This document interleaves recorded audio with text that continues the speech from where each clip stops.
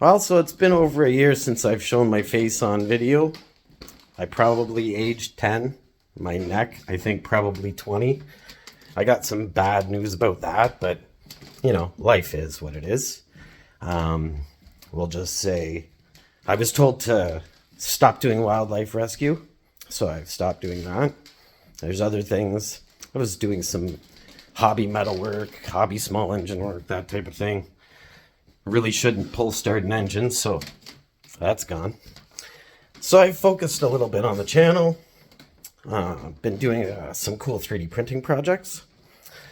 And I got a weird call the other day. And I just wanted to sort of talk about it.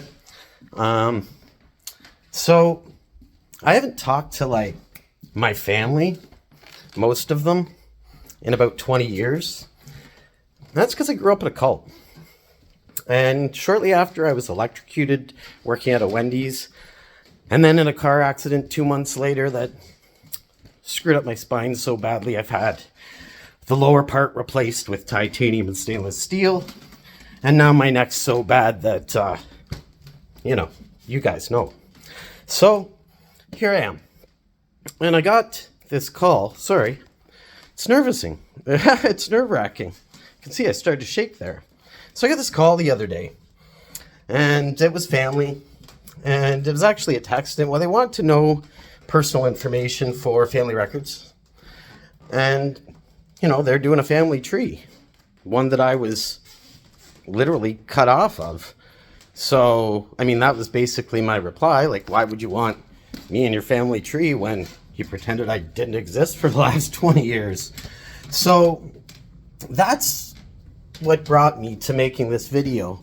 I got to looking into the disfellowshipping policies and how they've changed over the years with Jehovah's Witnesses. And as it turns out, I noticed there's been a lot of activity in this area lately. And I'm not really that impressed. If you're going to make policies like this, and you say it's to protect the people of the religion, then why are you lying about them? If you're not proud of these policies that you say are biblically based, not, at all, made up by men, imperfect men, okay, but don't go to court and lie about it. That really pisses me off. And I'll tell you why. The last 20 years have been very difficult for me. I've been in pain the whole time. I've begged my family to address the situation because it wasn't fair. And nobody has spoken up for me, not even the non-Jehovah's Witnesses, who would lose too much social respect from the Jehovah's Witness part of the family. So, there's part of it where you've got this organization that's causing so much harm, destroying families. And then you've got the other part of it, where people stand back, they don't say anything, because actually saying something is going to cause them too much stress. They don't want the confrontation. Well, hey, that's okay, but don't lie about it. People are sick of this kind of thing. And it's a self-fulfilling prophecy with the Jehovah's Witnesses in that they've had these very difficult to live with policies. You couldn't have a beard. They'd bug you about your hair. Not allowed to do the twist. Some really weird things. And it's okay if you're part of it and you aren't not attending meetings or not putting your hand up enough. You might get by. But I promise you, you join it, after a while, there's a lot of internal judging that goes on. So you think you're a part of a group that you belong to. I was born into it. Or at least brought into it too young to have made any decisions or known anything else. And it's absolutely horrible to me, as a parent, to see the policies like you gotta let your kid die if it needs blood. You gotta die if you need blood and leave your kids. Taking policies from the Bible, that's fine.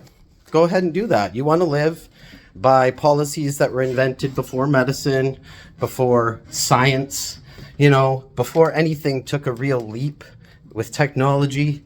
That's fine. Don't kill kids over it. Don't let kids die, okay? Don't abandon your kids because they didn't do one thing. And now 3 imperfect men have stood in front of them and judged them and given them a life sentence. Okay? It's not right. I mean, my life, I was mad. So I was one of the lucky ones. I mean, yeah, sure, I've been depressed. Sure, it's affected me. But there's a lot of people out there who commit self-harm, who just can't take it. They will not let you associate with anyone outside the religion, and then they pull your social carpet from underneath you. And I'm not going to not load this video, and I know there's shaking in it, but I'm really upset. I don't appreciate when people destroy families, and then 20 years later are trying to put you in your family tree. Like, it doesn't even make sense. So at the end of the day, I know my videos, even my channel, Ameliorate with Nate, it's about making things better. I do wildlife rescue, or I did. That's how I help the world.